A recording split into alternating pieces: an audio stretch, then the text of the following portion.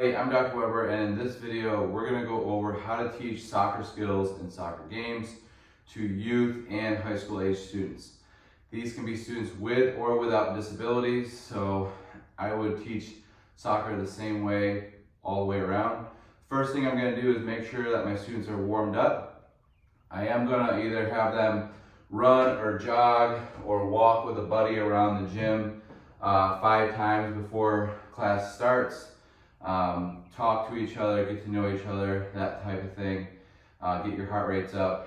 Then we're going to do some stretches, such as some seated stretching. First, we'll start with a cross-leg position. We'll hang out in this position. We'll do some breathing exercises. We'll do some folds forwards to the sides, lateral bends. So any type of exercise that you can do in the cross-leg position. You could also bring your feet together, go into butterfly, you can go to V stance, okay, that type of thing. After that, you're going to work on things that you can do on your back. So you could bring your knee to your chest, circle out your ankles, you could do some knee bends, you could do some hip lifts for about 10-second holds for 5 reps. You could also practice leg lowers 1 at a time, or scissors. You could do some bicycle. You could do just some crunches, hands behind the back, or crunches with the hands up the knees. And after you do some stuff on your back, go to your stomach or your hands and knees. If you wanted to do some stuff for your lower back, you could just try to keep everything off the ground for 10 seconds. You could practice your cobra stretch. You could also perform your cat, cow. You could elevate the knees and hold a bear position, challenging core and upper body strength. You could also challenge your push-up hold, and then you could challenge your eccentric lowers to the ground, back to the knees, and then you could practice your push-up. So having students practice any of those forms of push-ups. Then we're going to go to some standing exercises. We're going to start with some toe touches with a hand over hand. We can then move to some wide leg positions, reaching to the sides or reaching toward the feet.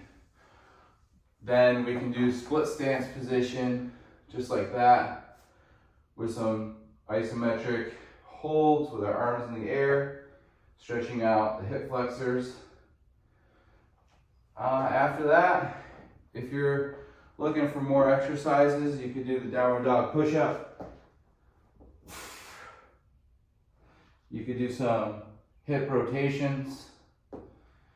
You could also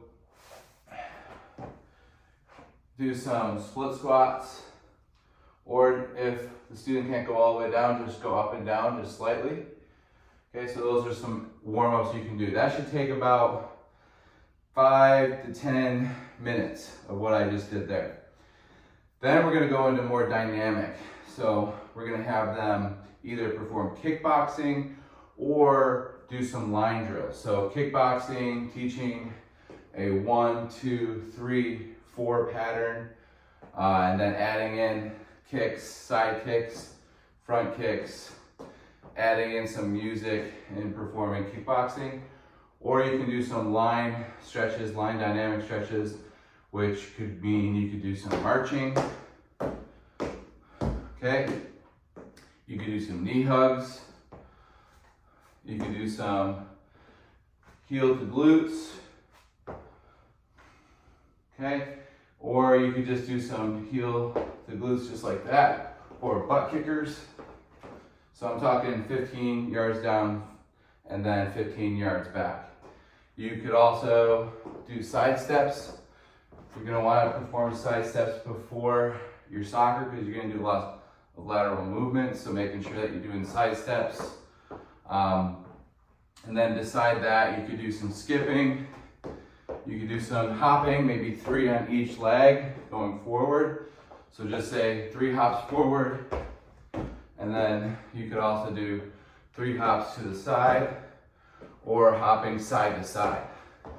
Because in soccer, you're gonna land on one foot You're gonna hop on one leg, you're gonna bound from one leg to another. So this would be another exercise that you could perform. And you're basically about ready, okay? Maybe a rest and then some squat jumps if you really want to get fired up, or some split squat jumps. So now you're basically ready to perform your soccer skills. So now we're going to go over the soccer skills from some games that I've taught in the past and from some skills I also teach now. So first of all, let's just recap. We just went over the warm-up series. That should last about 20 minutes. So you're doing stuff seated, stuff on your back, stuff on your hands and knees or stomach, and then stuff standing. And then you are doing something dynamic like kickboxing or line stretching or dynamic line stretching, where you're running down 15 yards and running back 15 yards. It could be skipping, hopping, but making sure you're limiting the hops to 3 to 5 per leg and not having them do 30 hops on one leg down 15 to 30 yards. So making sure they're switching legs, doing dynamic movements. That all should take about 20 minutes. So the marching, the skipping, the butt kickers, all that side shuffle, that should all take about 20 total minutes with the seated and hands and knees exercises. So we're gonna start teaching soccer skills. Okay, the first skill we're gonna teach, and when you have everyone in a circle, you want the balls calm, otherwise you won't be able to teach. So everyone should have the ball in between the feet in a big circle before you start, if you have 20 to 30 students. The first skill you're gonna teach in soccer is just heel to toe. So you're gonna move the ball from the toe to the heel. Okay, toe to heel, and you can do that underneath the body, in front of the body, behind the body, or to the side of the body, wherever. If you want to challenge them during this time to do circles, they can do that. Next one is going to be side to side. So I want to keep the ball in between my body. So if I have a line, I'm going to tap the ball across the line. I'm not going to touch it until it crosses the line totally. So if I have a line, I'm just going to go back and forth. And then I can challenge myself, how many times can I tap the ball across the line in 10 seconds. Third skill we're going to teach is just dribbling in space. So for this skill, I'm going to dribble around the gym and around other people. I'm going to keep the ball as close as you can to your feet, but then you also have to keep your head up to make sure that you're not hitting anybody. Drop and trap. So I'm going to drop the ball, let it bounce a couple times if I need to, and then trap it. I'm going to go 5 on my right leg, and then 5 on my left leg. So form some goalie series exercises. So I'm gonna get really wide legged like I'm defending a goal. Take the ball in my hands, reach up and over my shoulder, and then back toward my stomach. And then the other way, up and over my shoulder, pivot my back foot, and then pull in. And then I'm gonna do that about 5 times each side. I'm gonna go out to the side 5 times each side. And then I'm gonna go as low as I can 5 times each side. And then I'm gonna go touch the ground and up for 5 times. So that's gonna take a couple minutes. First, option 1 is just go right to left, tap the thigh, just like that. Then we're going to drop the ball and hit it with our thigh, and then catch, and then do the opposite leg, and then catch, and then go back and forth for 10 total catches. If we're able to do that, then we want to go right to left, then catch, and then we want to see if we can do that 5 times. And then you want to practice opposite, so left, right 5 times. Then you get the option to throw the ball but have a backspin.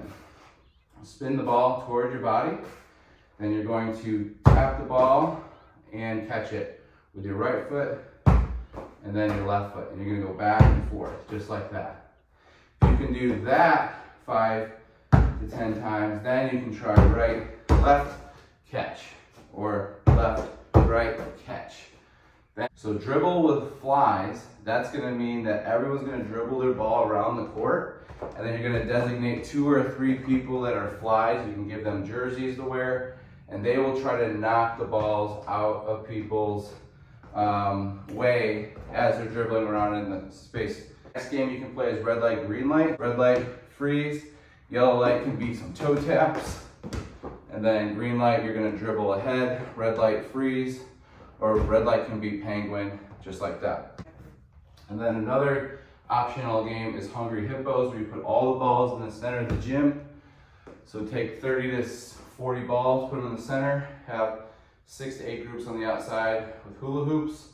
You're gonna run to the center when the music starts, dribble your ball back to your group, park it in the hula hoop, and then the next person's gonna run out to the center, grab a ball and go back. So it's called Hungry Hippos, soccer edition. You could also have versions where the student goes to the center and passes it to the person that's at the hula hoop. First cooperative game option is triangle pass or square pass.